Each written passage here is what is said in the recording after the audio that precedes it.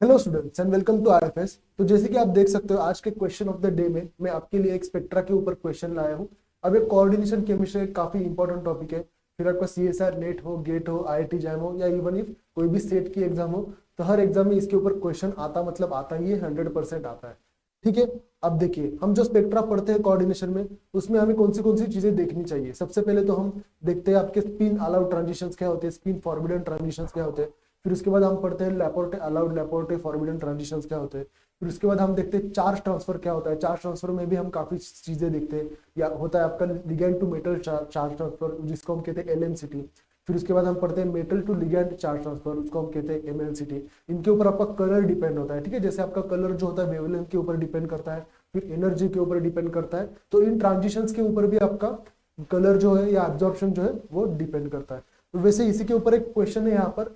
देखिए क्या पूछा है, in the first row high spin transition metal complexes. ठीक है, एक हाई स्पिन बोला है उन्होंने सबसे पहले। और क्या दिया है आपको, कॉम्प्लेक्स दिया गया है, मेटल है कोई भी H2O6Cl2 with D5 and D7 metal ions. The D transitions are. ठीक है, अब डी ट्रांजिशन यहाँ पर पूछे हैं। तो देखिए क्वेश्चन को तो हम अटेम्प्ट करेंगे ही करेंगे, बट उसके पहले देखते हैं कि डी ट्रांजिशन या स्पिन अलाउड ट्रांजिशन कब होते हैं। चलिए, अब मैं कोई भी एक ये लेता हूँ, मेटल लेता हूँ। ठीक है, ऑक्टाहेड्रल है तो उसका स्प्लिटिंग ऑब्वियसली आपको पता है, ऐसे दिखने वाला है। ये आपका T2G होगा, ये आपका EG होगा, राइट।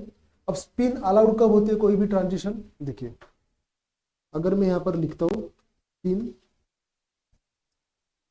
अलाउड ट्रांजिशन, अब इसको हम कब कहेंगे, जब आपका एक electron T2G to EG level में जब ट्रांसफर होता है, तब उसकी जो स्पिन है वो चेंज नहीं होनी चाहिए। ठीक है, ये एक आपका क्राइटेरिया होता है। या तो ये भी चीजें आपको नहीं समझ में आ रही है तो आप ऐसा करो कि दोनों की 2s+1 यानी कि स्पिन मल्टीप्लिसिटी निकालो। ठीक है, अगर आपने स्पिन मल्टीप्लिसिटी वहां पर निकाल ली और दोनों की स्पिन मल्टीप्लिसिटी आपकी सेम आनी चाहिए। अलग अलग आती है तो वो हो जाएगा आपका स्पिन फॉरबिडन, और अगर सेम आती है तो वो हो जाएगा आपका spin allowed transition. For example देखिए, अब मैं एक ये कॉम्प्लेक्स लेता हूँ 1 2 3 4 5 और 6। अब मैं क्या करता हूं, अब मैं इलेक्ट्रॉन ट्रांजिशन करता हूं। ठीक है, अब मैं यहां पर इलेक्ट्रॉन ट्रांजिशन करता हूं। अब इलेक्ट्रॉन ट्रांजिशन के बाद क्या होगा, ये आपका T2G, ये आपका EG। सो 1 2 3 4 5 6। अब यहां पर क्या हुआ है, देखिए ये जो है आपका वो इस लेवल में चला गया है। अब यहाँ पर स्पिन उल्टी नहीं हुई इलेक्ट्रॉन की, तो ऑब्वियसली ये क्या हुआ, एक स्पिन अलाउड ट्रांजिशन है। ये क्या हो गया, एक आपका स्पिन अलाउड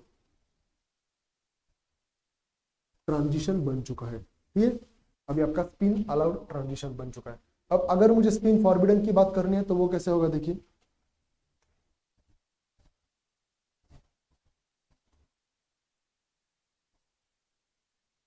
यहां पर है आपका T2G, यहां पर है आपका EG। अब अगर मैं D5 की बात करता हूं, अब मैं D5 की अगर यहाँ पर मैं बात करूं, यहाँ पर 5 इलेक्ट्रॉन्स है। अब यहाँ पर अगर मुझे इलेक्ट्रॉनिक ट्रांजिशन करना है, अगर मुझे यहाँ पर इलेक्ट्रॉनिक ट्रांजिशन करना है, मतलब किसी भी इलेक्ट्रॉन को अगर T2G टू EG लेवल में मुझे भेजना है, तो वहां पर मुझे क्या करना पड़ेगा, ऑब्वियसली एक की स्पिन आपको अपोजिट करनी पड़ेगी। अब जब अपोजिट करने की बारी आती है तो वो आपकी जो ट्रांजिशन है वो फॉरबिडन हो जाती है। ठीक है, तो ये हो जाएगी आपकी स्पिन फॉरबिडन ट्रांजिशन। ये क्या हो जाएगी आपकी स्पिन फॉरबिडन ट्रांजिशन। ठीक है, अगर ये भी नहीं समझ में आया तो एक काम कीजिए, दोनों की 2s+1 निकालिए। चलिए इसके में निकालता हूँ स्पिन मल्टीप्लिसिटी यानी कि 2s+1 वैल्यू। अब इसकी क्या आएगी, अब ऑब्वियसली यहाँ पर s की वैल्यू क्या है, सारे आपके हाफ प्लस हाफ ऐड हो जाएंगे तो S2 आएगा। तो 2 इंटू 2+1 इज इक्वल टू 5, ये 5 आई। अब मैं इसकी निकालता हूँ 2s+1 वैल्यू। अब यहाँ पर देखिए, यहाँ पर आपका s क्या है भाई, यहाँ पर s है आपका 2। तो 2s+1 क्या आ जाएगा, तो 2 इंटू 2+1 इज इक्वल टू 5। तो आप देख सकते हो ये दोनों भी आपके सेम है, तो ये आपका 3 अलाउड हो जाएगा। ठीक है, अगर यहाँ पर मैं करता तो ऑब्वियसली आपके 2s+1 की जो वैल्यू है वो भी आपको अलग ही देखने को मिलती। अब ये होता है आपका स्पिन फॉरबिडन ट्रांजिशन। अब इसमें ही और एक आता है, उसका नाम है लेपोर्टे फॉरबिडन या लेपोर्टे अलाउड ट्रांजिशन। अब सारे जो भी आपके डीडी ट्रांजिशंस होते हैं ना, वो होते हैं आपके लैपोर्टे फॉरबिडन। ऐसा क्यों? देखिए, ये आपका क्या है, T2G2 EG। अब जीरेड टू जीरेड क्या होता है आपका, लैपोर्टे फॉरबिडन होता है। चलिए उसको भी हम यहाँ पर देख लेते हैं। जब हम जीरेड टू जीरेड या अनजीरेड टू अनजीरेड बात करते हैं, तो ये होते हैं आपके लैपोर्टे फॉरबिडन। और वही अगर मैं बात करूं जीरेड टू अनजीरेड और अनजीरेड टू जीरेड, तो ये हो जाते हैं आपके लैपोर्टे अलाउड। ठीक है। अब जैसे कि आपको पता है डीडी ट्रांजिशन क्या होते हैं, ऑब्वियसली आपके जो डीडी ट्रांजिशन आपको देखने को मिलते हैं वो होते हैं आपके T2G2 EG। अब जीरेड टू जीरेड है ये, तो ऑब्वियसली ये हो जाता है आपका लैपोर्टे फॉरबिडन। ठीक है, इसलिए कहते हैं हमेशा every d to d transition या every d d transition are Laporte forbidden. आप लिख सकते हो in octahedral complexes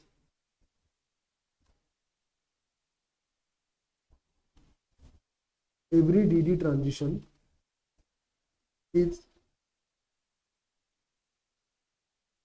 Laporte forbidden। ठीक है, आई थिंक इतनी थियरी इनफ है उस क्वेश्चन के लिए अटेम्प्ट करने के लिए। अब चलिए वापस से क्वेश्चन के ऊपर देखते हैं। चलिए क्या पूछा, if the first order high speed transition दिया है उन्होंने, कोई भी एक मेटल है, एक कॉम्प्लेक्स दिया है हमें। ठीक है, यहीं पर मैं इसको सॉल्व कर देता हूँ। चलिए विथ D5 एंड D7 दिया है, ओके, डीडी ट्रांजिशन। अब वैसे तो इसकी ऑक्सीडेशन स्टेट निकालने की ऐसा कोई जरूरत भी नहीं है, बट आपका जो मेटल है वो +2 में हो जाएगा। ठीक है, मतलब क्या होगा, एक तो है आपका 4s0 3d5 और दूसरा है आपका 4s0 3d7। ठीक है, ये आपका D7, ये आपका D5। अब यहाँ पर क्या पूछा है, डीडी ट्रांजिशन पूछे, तो D5 के लिए अभी हमने देखा था, तो 1 2 3 4 5।